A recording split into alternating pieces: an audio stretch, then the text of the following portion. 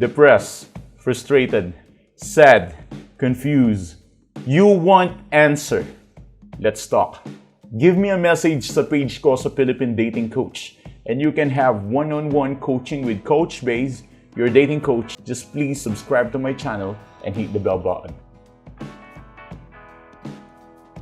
Okay, so maraming salamat sa lahat na sumusuporta sa Philippine Dating Coach, and now we are going to talk about this one. Paano babalik na rin ang sitwasyon at ang feelings ng ex mo is, alam mo na, yung mabaligtad yung sitwasyon. And actually, marami ka naman techniques na pwedeng mapanood dyan sa YouTube channel, and it might help you. After all, marami nga pwedeng tumulong sa'yo. Pero I think isang bagay ang dapat mong gawin. Kung gusto mong balik na rin ang feelings ng ex mo, ito ang secret technique dyan. No drama. Less drama, less problem. Less drama, less pain. Every time kasi na nagkakaroon kayo ng breakup, ang nangyayari sa nasasaktan, hindi niya alam i-approach ng tama. So, kapag first time kang tinapon sa gitna ng dagat, talagang magiging emotional ka. Hindi ka talagang magiging kalmado, lalo na kapag tinapon ka sa malalim. Kapag tinapon ka sa malalim na dagat, ano ang magiging mangyayari sa'yo? Magpapanik ka. So, magiging emotional ka, in a sense na natatakot ka, in a sense na nagpapanik ka, at in a sense na kinakabahan ka dahil alam mong baka mamatay ka na in any moment. So, ang mangyayari, kapag tinapon ka sa dagat, sa gitna ng dagat, imbis na maging kalmado, ang gagawin mo, pipilitin mong lumangoy, at pagkatapos, yung pagpilit mo sa paglangoy, hindi siya nakakatulong. Ang nangyayari, lalo mong nilulubog ang sarili mo. Dahil nga, yung paglangoy mo, hindi siya proper. Yung pagwagaswas ng kamay mo, yung pagpalikpik ng paa mo, hindi siya proper. Ginagawa mo siya out of anxiety, out of frustration, out of fear. Kaya nangyayari, mas lalo kang ilulubog ng tubig. So, same thing din sa breakup. Kumbaga, illustration ko lang yun So, probably ngayon nararanasan mo na parang tinapon ka sa gitna ng dagat na ang nangyari kasi nagkaroon kayo ng breakup Tapos yung breakup na nangyari sa inyo, it's very unpredictable. I mean, hindi mo na anticipate na bigla pa lang maghihiwalay kayo, bigla pa lang mawawala siya sa side mo. And dahil ito yung unang pagkakataon or pangalawang pagkakataon, mahirap sa inyo, panglimang pagkakataon na puro pa rin kayo drama, no? Wala na kayo natutunan. I mean, kung ito yung time na hindi ka marunong lumangoy sa gitna ng sitwasyon, sa gitna ng problema, abay lulubog ka talaga.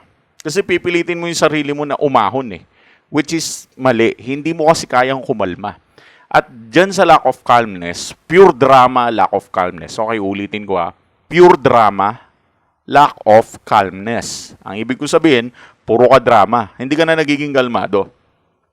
At dahil dun sa sitwasyon na yun, lalo mong linulubog ang sarili mo, lalo mong pinapahiya ang sarili mo, lalo mong tinatanggalan ng dangal, karapatan, karangalan, pride ang sarili mo, at lalo mong hindi maramdaman ang sarili mo dahil wala ka ng confidence sa sarili. Ubus na yun di ba? Naubusan ka na ng confidence. Kumbaga, binigay mo na lahat sa ex mo. And because of that, shit happened, and nagsasuffer ka ngayon.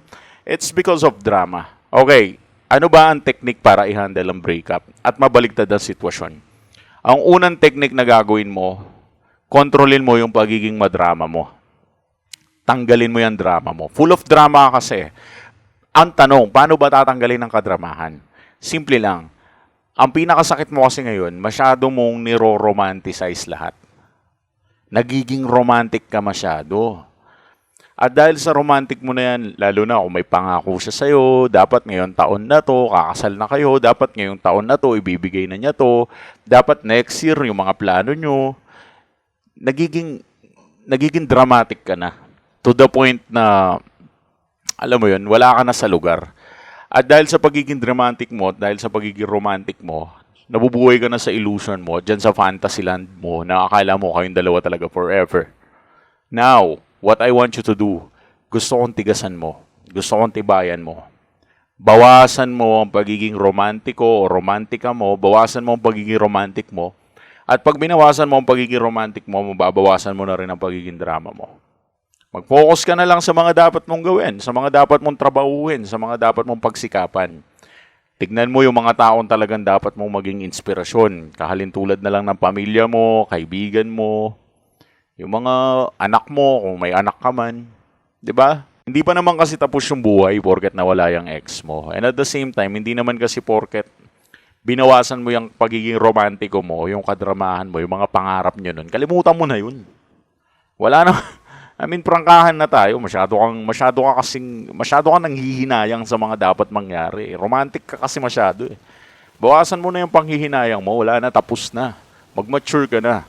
Matuto ka ng umaccept ng mga katotohanan at matuto ka na ng umaccept kung ano nangyari, tanggapin na, pagkatapos kalimutan na. Ibaon mo na sa limot. Ilibing mo na ang nakaraan nyo.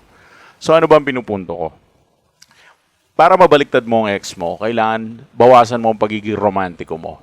And the point, ang pinakagagamitin mo, kapag binawasan mo ang pagiging romantic mo, automatic magno-no contact rule ka. Kapag nag-no contact rule ka, mararamdaman ng ex mo na parang unti-unti ka nang nawawala. At kapag naramdaman ng ex mo na unti-unti yata hindi ka na niya maramdaman, unti-unti yata nawawala ka na sa paligid, unti-unti yata hindi ka na niya ma-feel, yan na yung time na yung ex mo, siya naman yung magiging madrama sa'yo. Parang, alam mo yung kiluhan, yung dalawang klaseng kiluhan, na kapag nilagay mo sa kaliwa yung mabigat, tataas yung kanan. Pag naman nilagay mo sa kanan, tataas yung kaliwa. So, ilipat mo yung drama sa kanya. So, paano mo ililipat ang drama sa kanya? Huwag mo siyang kausapin. Hayaan mong siya yung manghinayang sa relasyon. Hayaan mong siya yung masaktan, manghinayang sa hiwalayan. Ilang beses ko nang sasabihin sa'yo, ang pinakaparaan lang para manghinayang yung ex mo sa iyo ay kapag nawala ka. At for a meantime, I mean, maybe forever, or takutin mo, hindi takutin, gusto kong gawin mo na talaga eh. Kalimutan mo na yung ex mo. Mawala ka na sa mga mata niya. Mawala ka na sa mga paningin niya. At kapag nawala ka sa paningin niya, yun yung time na magkakaroon ka ng value. Kasi hahanap-hanapin ka niya. Tingin mo, kakalimutan niya ng ganun-ganun lang yun nangyari. Hindi niya kakalimutan yun. Of course, masasaktan at masasaktan yan sa mga nangyari. So, the best thing that you can do, tanggalin mo ang drama mo, mag-no contact rule ka. Mag-focus ka sa sarili mong buhay. Puro ka ex-ex kaya wala ka napapala. Wala ka namang kinikita kakaisip mo sa ex mo Magbagong buhay ka na, hoy. Anyways, if you are still asking and looking forward na magbalikan kayo ng ex mo, gusto mo makaganti sa kanya, gusto mo siyang manghinayang, ako ang kausapin mo. Ang kailangan ko kasi malaman yung pinaka-problema mo, yung rurok or yung pinaka-ugat. And don't worry, lahat ng pag-uusapan natin doon, privado, private yun, kaya wala kang dapat ikahiya. And I've been with, 1,000 na clients ang nahawakan ko. So I think I'm very good at this thing. So, yeah, you can ask for an appointment and just give us a message sa page namin sa Philippine Dating Coach and I will be happy to assist you. Huwag ka na magalangan pa habang fresh pa ang sitwasyon o kahit magulo na. Pero mas maganda kung fresh pa, nagpapaschedule ka na para ma-assist kita. Alright. Yun lang for today. Thanks for watching.